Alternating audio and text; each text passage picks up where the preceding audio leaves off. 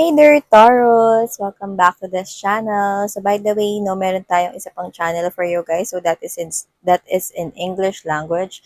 The channel's name is All About Taurus. So yan, napaka-obvious. All About Taurus ito, no? At kung may cross-watchers, yan, welcome rin kayo din mga babes, no? Para malaman ninyo, no?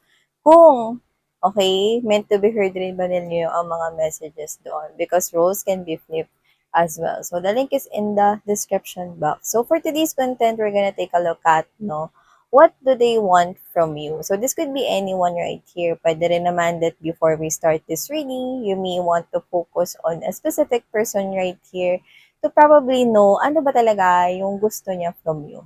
Okay, ulitin ko. So this could be anyone right here, person on your mind or the person you wanna know about. Let's see. So, yun nga wala tayong gender dito at syempre ito ay timeless. So, let's see. Taurus. This is for Taurus people. Spirits and angel guides, Archangel Michael, thank you so much. Can you please show me what does this person want? What does this person want from my Taurus right here?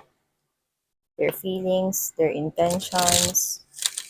Tell me who's this person. This is for Taurus. Taurus.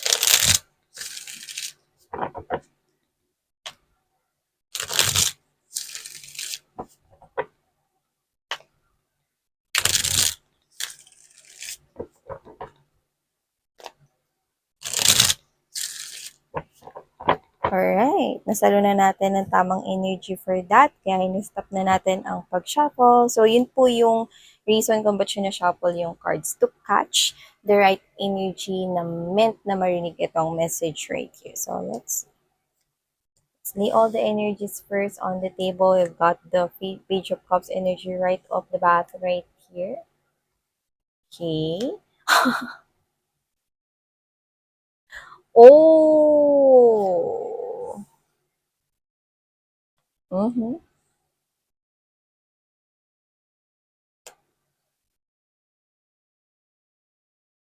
Okay.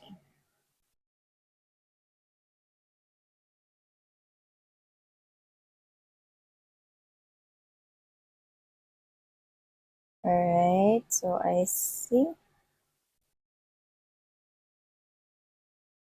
Hmm. Nako, Taurus, we've got right here the Moon, the Emperor, and the Seven of Cups and Reverse position right here. This person is no longer distracted.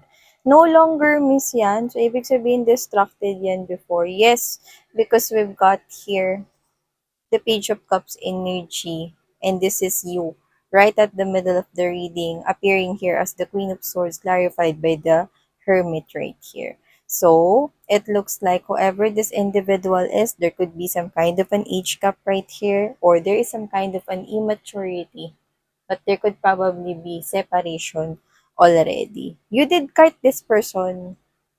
Kinat mo na siya sa buhay mo. Tinuturing mo na siya ritong patay. So, wala pa man din mga babes no yung November, no? Matagal mo na siyang itinuring na patay, no? So, this person did betray you. Nakita mo ba yun? No? So, maaring isa ito, no, sa mga taong kinat off mo na sa buhay mo, no? Like, literally, no, tinalikuran mo na sila at hindi mo nila sila pinapansin. At ikaw ito, no, na nagpo-focus ka rito sa mga bagay na nag-grow. So, literal na maaring ikaw ay plantito at plantita, no? Or ikaw to nakakuha ko dito ng parang vibe na parang hindi ka plantito at plantita, pero pag nakakita ka ng kunwari, ang daming halaman, ang daming flowers, no? Uy, ang ganda! Tapos, ikaw to na parang gusto mo yung ang sarap sa feeling, tapos gusto mo yun to the point na mag-selfie ka doon, yan, no? So, whatever the case may be, I'm seeing you, Taurus, right here. Focusing here, no, sa mas dapat i-prioritize at yung nag-grow. So, this could be someone here na naka-in relationship mo na, no, pagdating sa love life. So, this is someone here probably, no, na pwedeng, alam mo, nakakuha ko dito ng parang word na instruct. So, parang siguro siya yung nag-i-instruct na dapat mong gawin before, or kung paano tatakbo itong relationship mo with this person right here. Yeah, yun yung nakikita ko rito. Pero tingnan mo, ang taray, no, ng, ano ka lang dito, no, yung parang nakakilabot ka.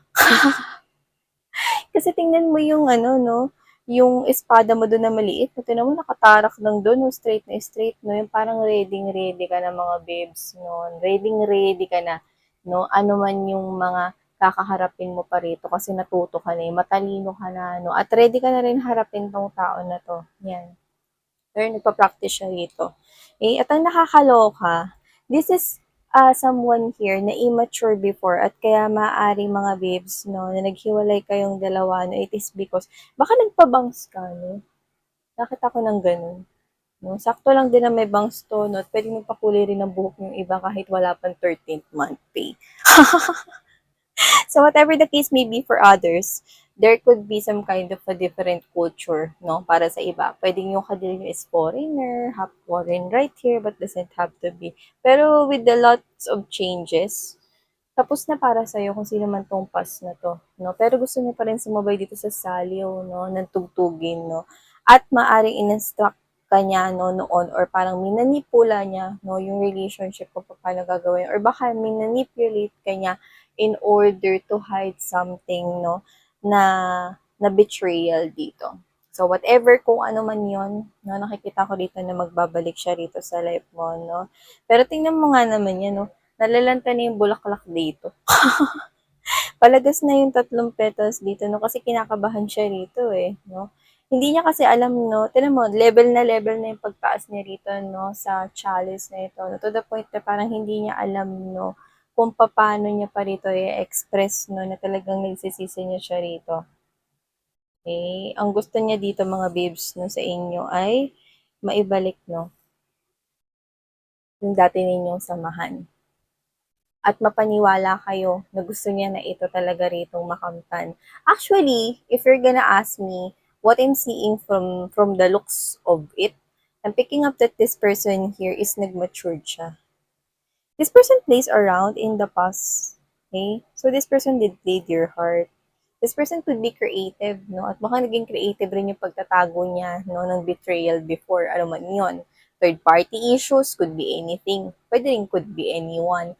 Pero ngayon, gusto niya na itong ayusin. So this person is coming back to fix everything with you guys. Yeah. Lumalabas siya rito from page, tumalon siya bilang emperor. So, dati kasi confused siya. No? So, pwedeng dati kasi parang naguguluhan siya, maaring may options rin before. No?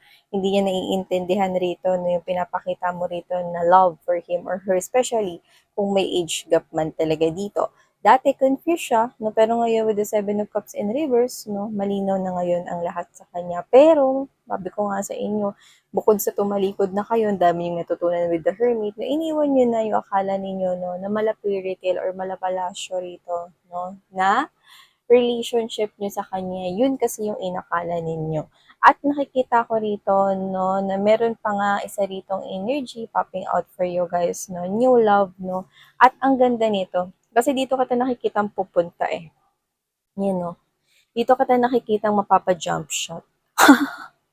Dito ka ta nakikitang magiging masaya sa new love, no? At hindi ito basta-basta new love. Tingnan mo naman yan, rumaragasa yung tubig dito, no? To the point na this is literally, no, someone here who will give you everything. Yeah, this person will treasure you. Yan, no? And this person will treat you as someone really, really special. Ibubuhos niya talaga, like literally buhos, no?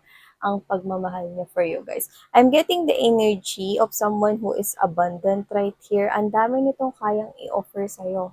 No? At no, yung iba na maaaring kilala nyo na itong person na to, yun na nakikita ko rito, no? Pero maaaring hindi mo pa alam, mga babes, no? Kung hindi mo pa alam, maaaring hindi mo pa alam na meron ito sa iyong rumaragasa ritong love affection. So, yan, no? At nakikita ko ikakasaya mo to, no, sa maaaring crush mo yan. Or mga babes, no, talagang alam mo na darating tong time na to, no, na magugustuhan ka rin yan. So, maaaring ikaw yung naunang magka-crush dyan, no, or kung wala pa to sa buhay mo, no, nakikita ko rito na makikilala mo ang intention niya, no, ayun, nakikita kitang masaya dito, no, inaalis mo unti-unti yung boundaries mo rito, no, para sa taong ito lamang. Yan, no. Nakita kitang papunta sa kanya, papunta ka na dito sa side na to.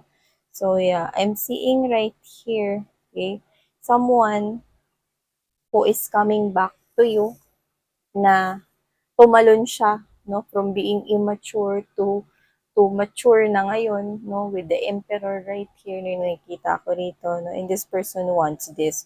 Nakikita niya na rito yung kahalagahan mo with the Ten of Coins energy.